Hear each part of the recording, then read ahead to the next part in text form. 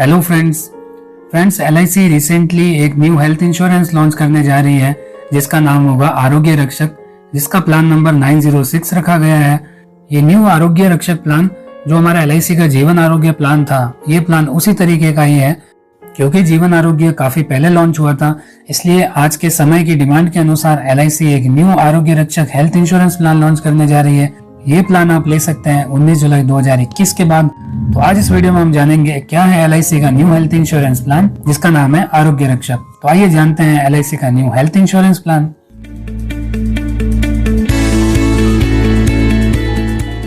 LIC आरोग्य रक्षक, इस प्लान में सबसे बड़ा बेनिफिट जो हमें मिलता है वो मिलता है HCB का।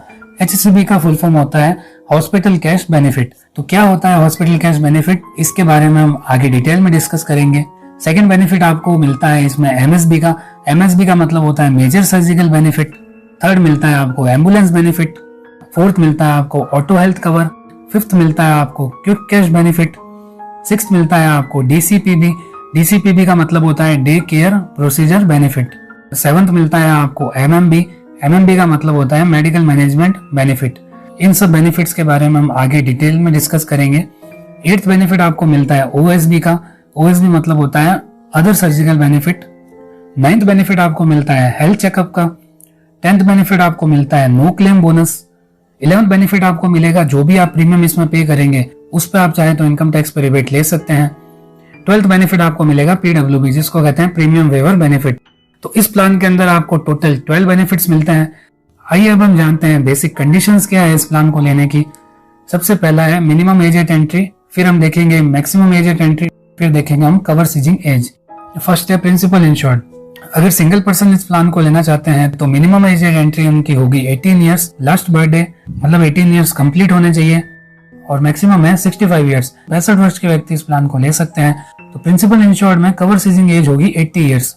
कवर सीजिंग एज का मतलब है कि ये प्लान में मैक्सिमम कितना ले सकता हूं, तो मैक्सिमम ये प्लान आप उतना ही ले पाएंगे कि जब आप 80 इयर्स के होंगे तब आपका ये प्लान क्लोज कर दिया जाएगा। Second, insured. Principal insured suppose मैं हो गया और अगर मैं चाहता हूं अपने वाइफ को या अपने पेरेंट्स को ऐड करना, वो सारा आएंगे नॉर्मल इंश्योर्ड में। तो उसमें भी मिनिमम और मैक्सिमम एज सेम ही रहेगी 18 इयर्स एंड 65 इयर्स, लेकिन कवर सीजिंग एज यहाँ पे हो जाएगी 70 इयर्स। इंश्योर्ड चाइल्ड, अगर मैं चाहता हूँ अपने बच्चों को भी इस प्लान में ऐड करना, मिनिमम एज एट एंट्री बच्चों के केस में होगी 91 डेज और मैक्सिमम होगी 20 इयर्स। इसमें आप 3 महीने के बच्चे को भी पॉलिसी में अपने साथ ऐड कर सकते हैं और मैक्सिमम आपके बच्चे की एज होनी चाहिए 20 इयर्स। अगर 20 इयर्स से ज्यादा का बच्चा है तो उस केस में वो प्रिंसिपल इंश्योर्ड बनाया जाएगा, उसको आप चिल्ड्रन के अंदर ऐड नहीं कर पाएंगे। और कवर सीजिंग एज बच्चों के केस में रहेगी 25 इयर्स। बच्चे जब 25 साल के होंगे तब उनकी पॉलिसी है क्लोज कर दी जाएगी। कवर पीरियड, जैसा कि हमने कवर सीजिंग एज की बात की थी तो उसी से हमारा कवर पीरियड डिसाइड होता है। जैसे अगर प्रिंसिपल इंश्योर्ड का कवर पीरियड कितना होगा, वो होगा 80 माइनस एज एट एंट्री। अगर इंश्योर्ड स्पाउस या पेरेंट्स के केस में देखें तो उस केस में 70 माइनस एंट्री होगा और बच्चों के केस में होगा 25 माइनस एज एट एंट्री। यहाँ जो 80, 70 और 25 है ये कवर सीजिंग एज है, इसमें से हम माइनस कर रहे हैं हमारी एज, उससे हमारा कवर पीरियड डिसाइड किया जाएगा। तो आइए अब हम देखते हैं हॉस्पिटल कैश बेनिफिट, जिसको कहते हैं HCB।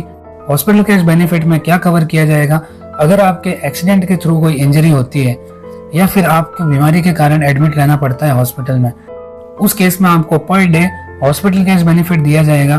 तो HCB आपका डिपेंड करता है मिनिमम IDB पे, वो होगा ₹2500। IDB का फुल फॉर्म है इनिशियल डेली बेनिफिट।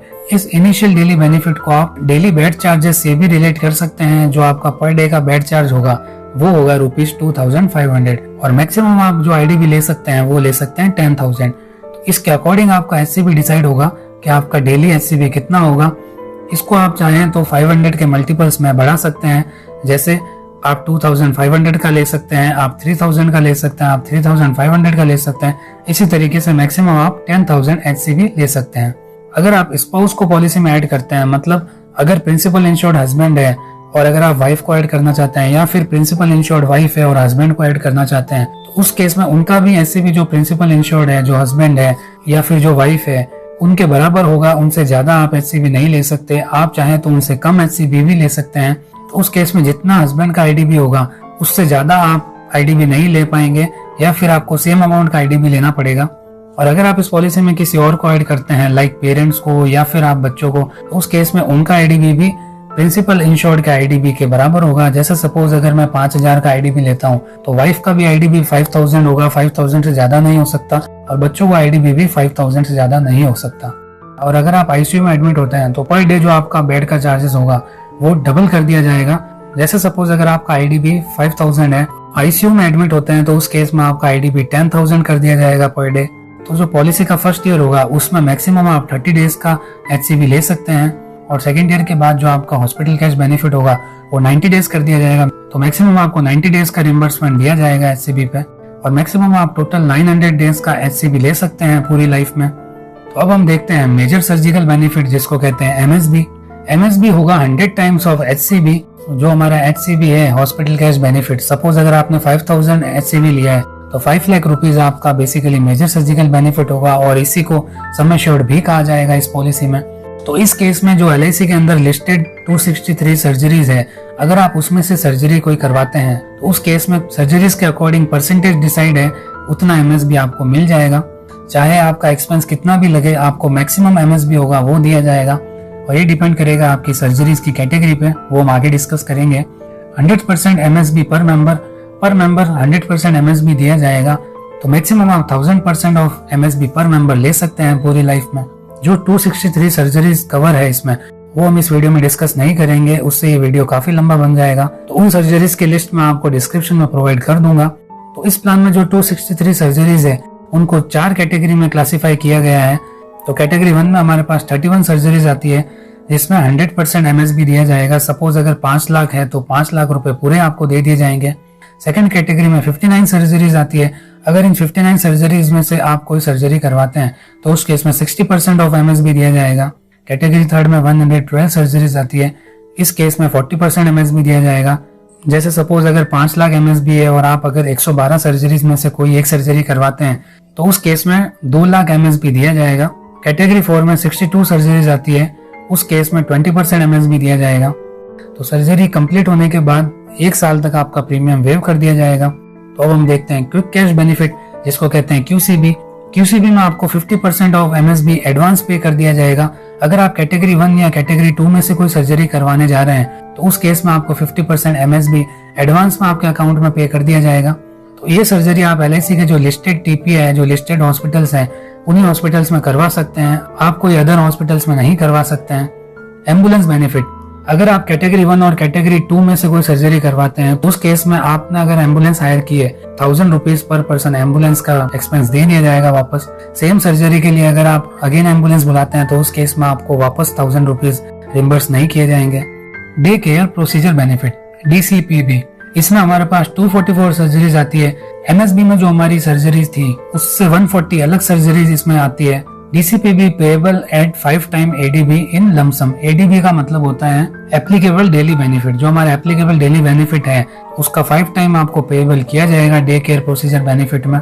एमएसबी के केस में आपका सर्जरी टाइम 24 आवर्स से ज्यादा होता है, और अगर 24 आवर्स के अंदर आपका सर्जरी टाइम होता है तो उस केस में आपका डे केयर प्रोसीजर बेनिफिट काम आएगा। इसका आप साल में 3 बार यूज ले सकते हैं, और पूरी लाइफ में आप 30 टाइम्स तक DCBP उठा सकते हैं। DCPB के केस में आपको हॉस्पिटल कैश बेनिफिट नहीं प्रोवाइड किया जाएगा, क्योंकि हॉस्पिटल कैश बेनिफिट के अंदर आपको 24 आवर्स से ज्यादा एडमिट रहना पड़ता है। अदर सर्जिकल बेनिफिट जिसको कहते हैं OSB, payable for surgeries not listed in MSB और DCPB। अगर आप ऐसी कोई सर्जरी करवा रहे हैं जो MSP और DCPB में लिस्टेड नहीं है तो वो आपकी कवर होगी अदर सर्जिकल बेनिफिट्स के अंदर। जो आपका ADB होगा लाइक 3000 तो उसका 2.5 टाइम्स आपको दिया जाएगा। फर्स्ट ईयर आप मैक्सिमम 15 डेज का रिम्बर्स कर सकते हैं, और उसके बाद आप 45 डेज का रिम्बर्स कर सकते हैं, और पूरी लाइफ में आप 450 डेज का OSB ले सकते हैं। इसके लिए आपको मिनिमम 24 आवर्स का स्टे करना पड़ेगा हॉस्पिटल में, तभी आपको ये पे किया जाएगा। Like HCB। Medical management benefit MMB, अगर आप इन 5 में से कोई डिजीज का ट्रीटमेंट ले रहे हैं तो उस केस में आपको 2.5 टाइम ऑफ ADB पे किया जाएगा, और इसी के साथ आपको HCB भी पे किया जाएगा। मैक्सिमम आप साल में 2 बार MMB का बेनिफिट ले सकते हैं, और पूरी लाइफ में आप 20 टाइम्स MMB का बेनिफिट ले सकते हैं। अगर आपने इनमें से कोई बीमारी का MSB, OCB या DCB में बेनिफिट ले लिया है तो उस केस में आपको MMB का बेनिफिट नहीं मिलेगा। ऑटो सेटअप बेनिफिट, इस पॉलिसी का सबसे खास फीचर ऑटो सेटअप बेनिफिट है, जिसमें आपका एवरी 3 ईयर में 15% IDB इंक्रीज कर दिया जाता है। जैसे सपोज अगर आपका IDB 10,000 है तो उस केस में हर 3 साल में आपके 1500 रुपए IDB में इंक्रीज कर दिए जाएंगे। ये कब तक किया जाएगा? जब तक आपका आईडीबी 1.5 टाइम्स नहीं हो जाता। जैसे अगर आपका आईडीबी 10,000 है तो उस केस में मैक्सिमम जब तक ये 15,000 नहीं हो जाता तब तक आपको ऑटो सेटअप बेनिफिट दिया जाएगा। और इस एडीबी के इंक्रीज होने से आपके अदर बेनिफिट सारे इंक्रीज कर दिए जाएंगे। नो क्लेम बेनिफिट, अगर आपने 3 सालों में कोई भी क्लेम नहीं लिया है तो आपका आईडीबी 5% और इंक्रीज कर दिया जाएगा। इसे कहते हैं नो क्लेम बोनस या फिर नो क्लेम बेनिफिट। ये आपका पॉलिसी लेने के हर 3 साल बाद इंक्रीज किया जाएगा। अगर आप पिछले 3 सालों में कोई बेनिफिट नहीं लेते हैं तो ही ये आपको मिलेगा। अगर आपने एक बार भी बेनिफिट उठा लिया है तो आपको नो क्लेम बोनस नहीं मिलेगा। इसके कोई इंक्रीज होने की मैक्सिमम लिमिट नहीं है, ये 5% की रेट से इंक्रीज किया जाएगा। तो आइए अब हम देखते हैं एडिशनल बेनिफिट्स। एडिशनल बेनिफिट में सबसे पहले हम देखते हैं extended hospital benefit, insured hospitalisation for more than 30 days. अगर आप मोर देन 30 डेज हॉस्पिटल में एडमिट होते हैं तो उस केस में 10 टाइम्स ऑफ आईडीबी एडिशनल पे किया जाएगा एमएसबी और एचएसबी के अलावा। और साल में मैक्सिमम आप एक बार इसका बेनिफिट उठा सकते हैं और मैक्सिमम आप पॉलिसी टर्म में 10 टाइम्स इसका यूज ले सकते हैं। सेकंड है हेल्थ चेकअप बेनिफिट। अगर आप अपना हेल्थ चेकअप कराते हैं और उस पर जो एक्सपेंस आएगा उसका आप 3 साल में एक बार बेनिफिट ले सकते हैं। तो हेल्थ चेकअप बेनिफिट आपका कितना होगा? वो होगा एडीबी का हाफ। सपोज अगर आपका एडीबी 3000 है तो एवरी 3 ईयर में आपको 1500 रुपए का हेल्थ चेकअप बेनिफिट दे दिया जाएगा। एडिशनल बेनिफिट में आपको एक फैसिलिटी और दी जाएगी, वो होगी एएचसी, जिसको कहते हैं ऑटो हेल्थ कवर। अगर जो मेन पर्सन है, जो प्रिंसिपल इंश्योर्ड है, अगर उनकी डेथ हो जाती है तो उस केस में जो भी इस पॉलिसी में उनके साथ ऐड किए गए हैं, जैसे बच्चे हैं, स्पाउस है या फिर उनके पेरेंट्स हैं, तो उनकी आगे 15 ईयर्स तक प्रीमियम माफ कर दी जाएगी, या फिर जब तक उनकी एज 70 ईयर्स नहीं हो जाती तब तक उनकी प्रीमियम माफ कर दी जाएगी। इन दोनों में से जो भी चीज पहले होती है वो एप्लीकेबल होगी। और बच्चों के केस में जब तक बच्चे 25 साल के नहीं हो जाते तब तक उनकी प्रीमियम माफ कर दी जाएगी। इसे प्रीमियम वेवर बेनिफिट भी कहते हैं, जो हम नेक्स्ट स्लाइड में डिस्कस करेंगे। जो ऑटो हेल्थ कवर की फैसिलिटी है वो अगर प्रिंसिपल इंश्योर्ड पॉलिसी लेने के या फिर पॉलिसी वापस स्टार्ट करवाने के विदिन 12 मंथ्स में सुसाइड करते हैं तो उस केस में auto health cover facility applicable नहीं होगी। पीडब्ल्यूबी, जिसको कहते हैं प्रीमियम वेयर बेनिफिट, जैसा कि हमने पिछली स्लाइड्स में डिस्कस किया था, इस पॉलिसी में अगर कोई अदर मेंबर की डेथ हुई है और वो डेथ अगर एमएसबी कैटेगरी 1 या कैटेगरी 2 सर्जरी के टाइम हुई है तो उस केस में बाकी जो भी मेंबर इस पॉलिसी में ऐड है उनका 1 साल का प्रीमियम माफ कर दिया जाएगा। रिव्यू ऑफ प्रीमियम, पॉलिसी लेने के हर 3 साल बाद आपका पॉलिसी के अंदर रिव्यू किया जाएगा और उसके अकॉर्डिंग आपकी जो भी 3 साल बाद एज होगी उसके हिसाब से आपकी थोड़ी सी प्रीमियम इंक्रीज कर दी जाएगी। जनरल वेटिंग पीरियड, इस पॉलिसी का क्लेम लेने के लिए आपको 90 डेज का वेट करना पड़ता है। 90 डेज वेटिंग पीरियड है इस पॉलिसी में। 90 डेज के बाद आपकी डिजीज कवर होगी, लेकिन अगर एक्सीडेंट का केस होता है तो उस केस में 24 आवर्स बाद ये पॉलिसी एप्लीकेबल होगी। अगर इस पॉलिसी को बंद हुए 90 डेज के अंदर है तो उस केस में अगर आप चालू करवाते हैं तो आपको 45 डेज का ही वेट करना पड़ेगा। और अगर आपकी पॉलिसी को बंद हुए 3 महीने से ज्यादा हो गए तो उस केस में आपका again waiting period 90 days applicable होगा। स्पेसिफिक वेटिंग पीरियड, इस पॉलिसी में 24 ऐसे ट्रीटमेंट्स हैं जो 2 साल बाद कवर होंगे और अगर पॉलिसी रिवाइव होती है तो उस केस में अगेन 90 डेज का वेटिंग पीरियड होगा और उसके 2 साल बाद आपका स्पेसिफिक वेटिंग पीरियड एप्लीकेबल होगा। Exclusion, no coverage for 31 treatments. 31 treatment से ज्यादा आप बेनिफिट नहीं ले सकते इस प्लान में। तो दोस्तों ये था हमारा LIC का न्यू आरोग्य रक्षक प्लान जो लॉन्च हो रहा है 19 जुलाई 2021 को। अभी इस प्लान की प्रीमियम लॉन्च नहीं हुई है, तो जब इस प्लान की प्रीमियम आएगी उस पर मैं विद एग्जाम्पल एक अलग वीडियो बनाऊंगा। तो अभी के लिए सिर्फ इतना ही। आशा करता हूँ आपको इस वीडियो से नॉलेज मिला होगा।